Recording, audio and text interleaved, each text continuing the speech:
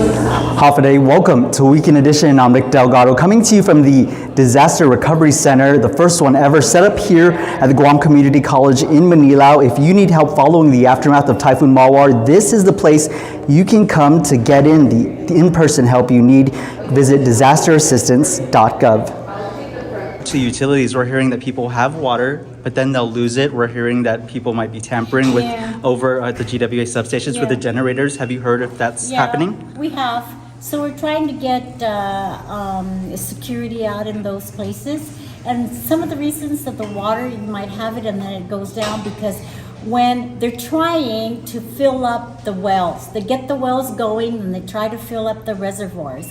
But sometimes during the day, the demand is so high that the supply can't meet up with the demand. So again, I ask everybody to conserve. I've seen pictures of people washing the roofs. And just by the way, that is against the law and it can be fined. I am going to be issuing an executive order asking people to conserve, asking people not to water their plants, not to wash their cars, not to clean their driveways or their roofs because that is forbidden use of water during a state of emergency. So again, let's help everybody conserve. Let's make sure those reservoirs are full so everybody can get the water. So that's what happens there, Nick. And and please respect the property and please don't tamper with those generators. Don't destroy the water buffaloes. I've heard about that too. That's why I said in the beginning, please let's be civil, let's be kind, let's be considerate of people, and like we said, let's work with our neighbors and help each other. And let's thank the responders out there, both in the public and private sector. The power crews are going through the villages, the water crews are going through the villages. Nothing makes them feel good once they turn you on. I've seen kids thanking them. That gives them the fuel and the energy to keep on moving. So let's come together and, let's support everybody. Our heroes and utilities. This is a community effort, guys. This is an island effort. Let's all do our island spirit of helping each other, wrapping ourselves with each other and helping us to get through this. We will get through this. We have gone through major issues for our island, but we can't do it without the cooperation, the support, and the help of everybody out there. Thank you. More bad weather is here as meteorologists monitor a tropical disturbance in our area. This means more rain, more strong winds through the weekend and into Monday. As of now, weather experts say low chance the disturbance development will develop into anything significant, but they are keeping watch. A public health emergency declared for Guam. The U.S. Department of Health and Human Services Secretary Xavier Becerra making that announcement today, stating, quote, "We are working closely with the territorial health authorities as well as our federal partners and stand ready to provide additional public health and medical support." Earlier this week, more than 45 disaster response personnel from the National Disaster Medical System deployed to Guam to address the health impacts the storm left behind. Two teams are providing medical support to Guam Memorial Hospital and the Guam Regional Medical City. Again, FEMA has set up one of its disaster recovery centers here in Manila to help those impacted by Typhoon Mawar. This is at the GCC Building E. The center will remain open 7 days a week from 7 a.m. to 7 p.m. The line really starting to pick up here at the Disaster Relief Center, the first one ever and the first day of it opening here at the Guam Community College campus in Manila. Linda, buena. Yes. Hafa day. Hi, Hafa day. So, how are you doing? We're surviving. We got power back. We need water though, and we're still we heard about the news this morning, and we're here lining up early to see if we can be the first one. How bad was the damage? Oh, our roof is half of our roof is torn off, and everything in our house is wet. Our clothes, we have some we packed in our car, and other than that, everything we lost is wet. Our TV, our sofa, our bed, we can't sleep. Everything's wet. Wet inside. I'm not gonna say flooded because it's wet. I'm not gonna say flood because everybody's wet. And now you get to speak with FEMA here today. It's been about 9-10 days since the storm. Finally? Finally, yes, finally. Um, thank God first of all, thank God we're all okay. And another thing, I'm glad the FEMA are out here to assist us and give us, help that we now searching for. We do need help, food and other stuff. Everything, we're wet. No work, nothing. Right. So we're just nothing. Linda, we're all here to help each other. Thank Yes. you and good luck. Yes, thank you too, and good luck to you guys. Be safe. Yes, my name is Maggie Herkis What village are you from, Maggie? from Dedido. How did you fare through the storm? Oh my God, we lost everything, so that's why we're lining up here since 9 a.m. Yeah, What kind of damage? the whole house is gone, so it's really hard right now, but we're just trying to get by day. How's the family? What are you doing to make sure your family's as comfortable as possible? Well, right now we're at the shelters because there's nothing else we can do. We're just hoping that, everything will be a little bit quicker because everything's just moving too slow. Yeah. Yeah. Days keep on going and Days are longer, We need nights are help. even longer. Yeah. okay. Any message that you want to share with the feds that are here to help? I know that they're doing all that they can. I know everybody's working, I don't know what to say, but I just hope that everything moves a little bit quicker than how it is right now. Okay, Frank from Mingilao is here. Frank is from the village. You know this place. Frank, we saw you out here. You're standing outside the vehicle. You got a smile on your face. FEMA is inside in very short time. They'll be taking applications to help our people. What's your attitude right now? You seem very upbeat, and you're. Yes. Each day passes by after the typhoon, we're improving our home to be much more comfortable. I'm just mainly thinking of other families who were suffering prior to the typhoon. Now it's even harder after the typhoon, and I just hope they just continue to endure and have faith and be in good spirit, because at this time, this is when really got to be in good spirit, and it'll only get better. And again, some very strong families out there that I hope they get better soon. And FEMA's here, thank God. It's my first time dealing with FEMA. They're very helpful. What message can you pass on to them so that they can have hope? Oh yeah, main thing is just be safe and be courteous and help each other out the best you can and work together as a team. All right. Well, Frank. Oh, I thank- would like to give a shout out to Manila Mayor's office. You guys, I really appreciate your hard work there at Manila Mayor's office. There you go. Thank you very much. There we go. So Mingilao strong. Yes, Manila strong. From Chico. My name's Acer.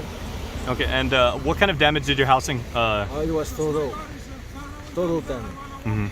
And when you finally get a chance to sit down and talk to FEMA and everything, and they tell you how they're going to be able to help you, what is that going to mean for your spirits and to help your family? It's gonna lift the spirit. It's kind of down right now. We lost our roof and our room is flooded and stuff, and we need a temporary housing because we have a baby that we are taking care of for our CPS, and it's not safe for her to be there. What is your thoughts on the response so far? I just found out on the radio today about this, so that's why I'm here to line up and see if I can get assistance. All the roofing is gone, and so as the walls of our house is gone. So, and still we don't have water and power. What are you and your family doing to make it through together? Nothing much. I just go to work every day, and my husband is just clearing up every now and then, like he does. Ron, no stranger to this community and public service. You're the first here in line today. Yes. What made you decide I need to be there? Because my home is damaged from the super typhoon. So I'm trying to get things back to normal so I can get back to my house. So I decided, when I heard that they're going to open the center, I decided to come early so I could be first in line to get things going, so I can see whether I can start clearing some things out of my roof, so I can maybe get some materials and start repairing it, so I can get back in track and bring back my mom and my son back home. Yeah. Yeah. What your assessment, Ron, just of how the government's responding? It's been 10 days now. You know, yeah, a lot of people are talking about that um, the thing is the communication is not really upfront what's happening to let the people know about where to go. We have to find ways to maneuver to find what center might be open, and I'm glad that they're opening up the center now. After how many days? 8 days. We still don't have water in Mindanao. First ever disaster recovery center in response to the aftermath of Typhoon Mawar. Joining me now, Veronica Verde with FEMA. Half a day. Half a day. This is a good resource to have for those that are unable to get online or make the call. Yes, people can actually come here to the Disaster Recovery Center to talk to somebody one-on-one about their application. If they've already made an application, they could come in here and talk about any type of paperwork that they've received from FEMA. If they need help filling out any paperwork from the Small Business Administration, they're also partnered here with us today at the Disaster Recovery Center. But people can actually apply still online and also over the phone. 1-800-621-3362 is the best way to make an application. If people have already made an application online, if they have any questions about their application, they can actually call 1-800-621-3362, press number 2 for the helpline, and then they can update any information, contact information. If they forgot to mention any more damages that they wanted to provide to us, they could just call us, press 2 for the helpline. Yeah, and this is over at the GCC Building E here in Manilao. Soft opening today until 6 o'clock tonight, and then every single day after that will be open from 7 in the morning to 7 in the evening. Yes. And more sites will be open. We, of course, will bring you those updates as well, but there's some paperwork that they need to have so they can get through in and out as quick as possible. Yes, so one of the things, the first, when they're actually here, if they're talking to anybody from Disaster Recovery Center, again, any paperwork that they have received from FEMA, the Small Business Administration, they could come talk one-on-one. They can also register here, so if people don't have phone lines at home or they don't have power or a way to make an application, they could come to the Disaster Recovery Center, use our phone lines, and apply here. But we also want to let people know that we do have also disaster survivor assistance teams. They're actually going out door to door to individuals to try to reach them and also try to register them. So we're trying to get as many resources out to the community to help them register with FEMA. Get them out there and get them out there as quick as possible. Veronica, thank you so much for your time. Anything else that people should know? Yeah, don't wait for FEMA to clean up. Take photos, talk to your insurance, and get your recovery process going. Additional centers will be announced soon to support the needs of the community. Again, you can also contact FEMA. Visit them at disasterassistance.gov for more coverage. You can always go to KUAM.com or follow us on any of our socials at KUAM News.